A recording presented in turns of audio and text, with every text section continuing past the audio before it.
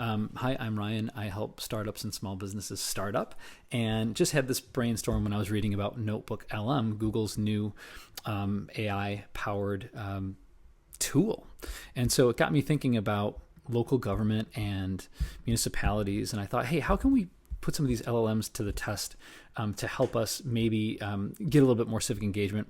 And if you haven't listened to my latest podcast with Richard Young, who is the founder of Civic, I would strongly advise you to do that. Take a look at the new Rust Belt Startup podcast that came out a couple weeks ago. And Civic is doing some great stuff in terms of getting people engaged in their local government. But here's an idea that I had in a 5-minute project that I want to share that maybe will get some of your wheels turning, and would love to see what y'all think about this. Doing this demo live, so this may not work. But here's the crux of it.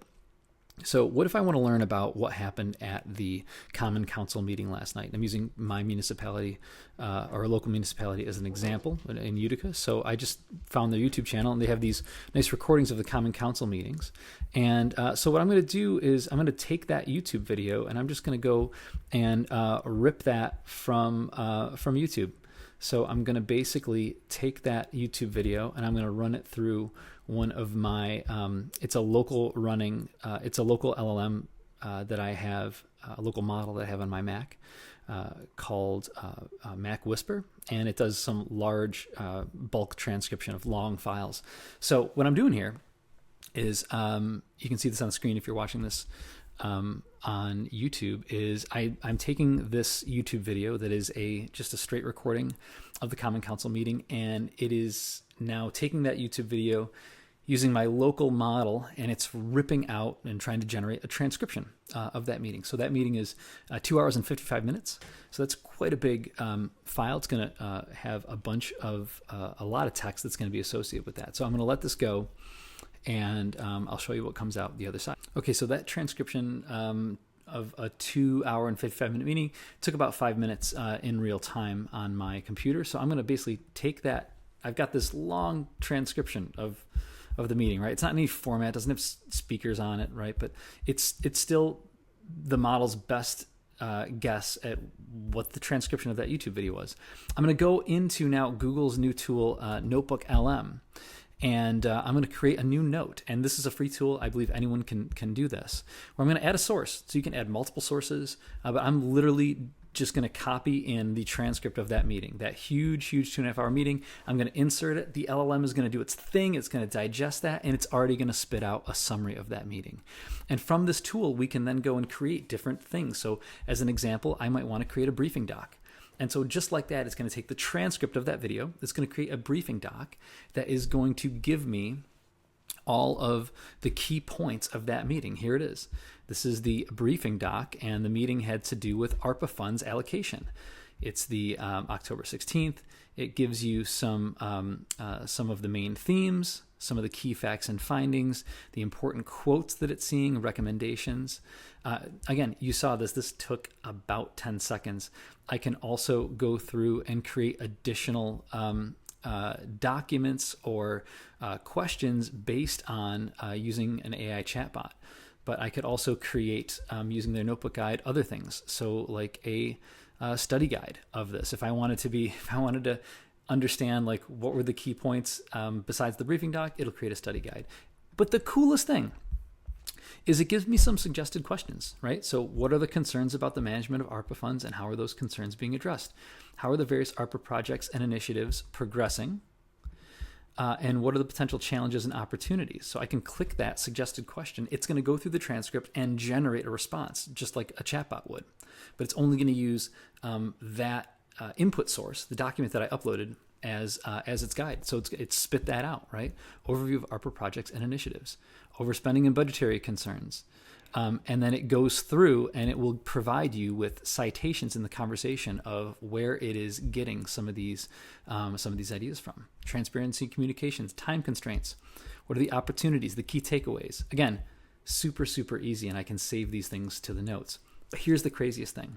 I know this is the part that's gotten the buzz if you've been following this tech around at all. I can also create a podcast based on this document.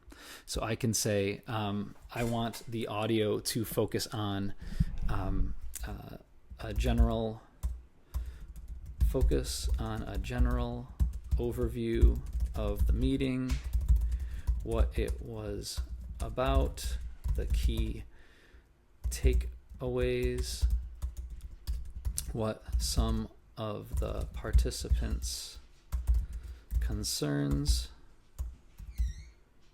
were, and areas of agreement, if there were any.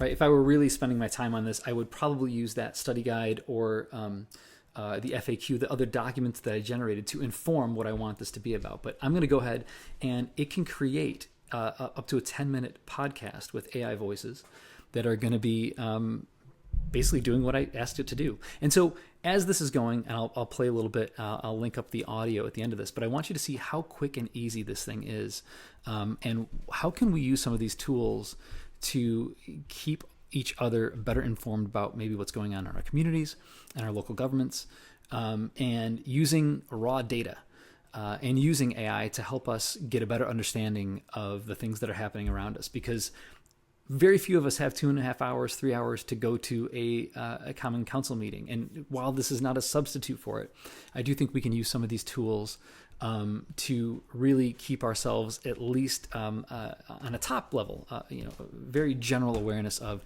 some of the things that are going on in our community. And when we marry these tools with traditional news organizations, I think we can really have a better sense of what are the issues at hand, where are the areas of disagreement, where are the areas of agreement, and what are we doing to move things forward. So this conversation is going to take a couple seconds to generate, but I guess I wanted to share this with you because I can see a ton of uses for using these models out in the wild. So what do you think?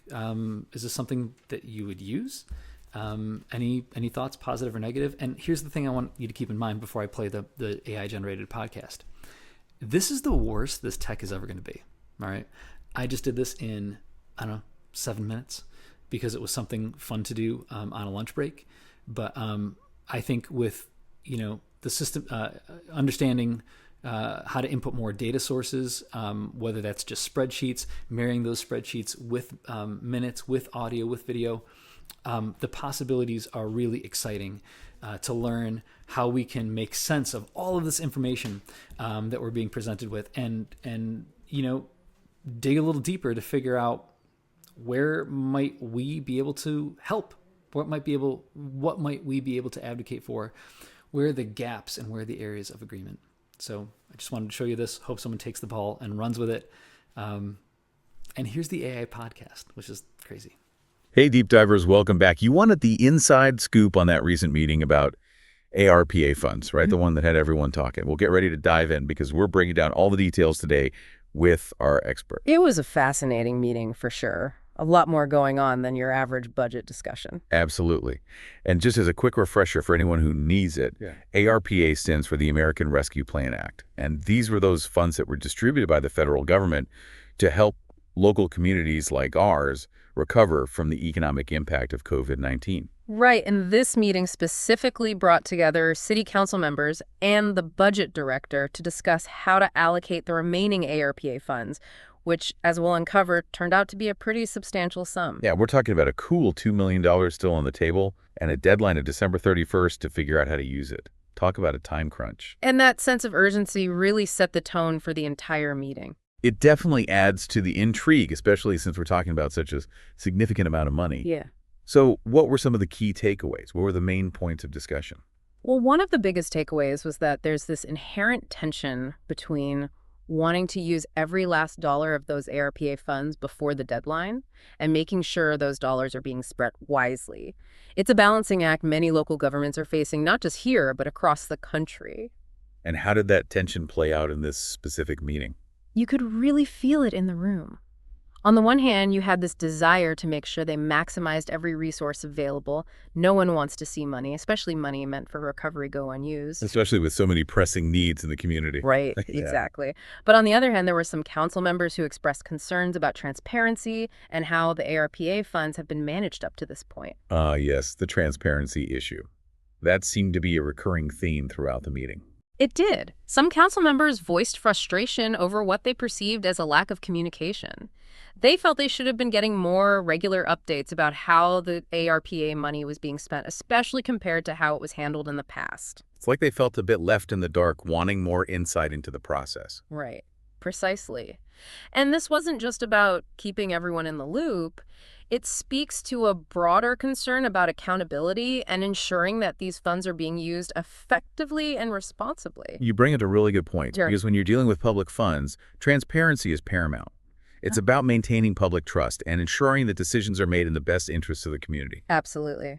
And that's something that was definitely top of mind for many of the council members at this meeting. Thanks for checking out the video. Hope you guys subscribe to the podcast or check out the website, rustbeltstartup.com. Be curious to see what you think about this tech and what are you going to do with it.